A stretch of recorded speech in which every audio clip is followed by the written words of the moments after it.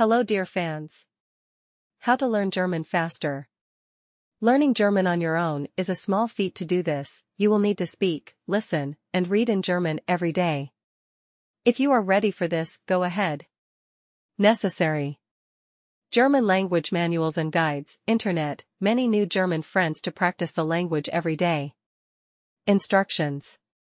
Step 1. Take a large Whatman paper and write on it, I want to learn German because, and list all the motivations you have for this desire. Hang the drawing paper in front of your eyes, and do not put it away while your learning process continues. You must clearly understand why you are learning the language, so as not to abandon everything every other day. Learning a language is a huge undertaking.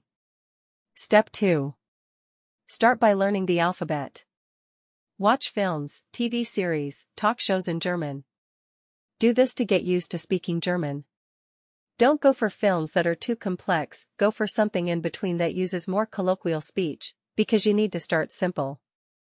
Read in German newspapers, magazines, blogs, books. You will memorize how words are spelled. This will help you advance your language much faster. Step 3. Meet native speakers online. Make it a rule to have a bedtime chat with a new German friend or girlfriend every day. Thanks for watching.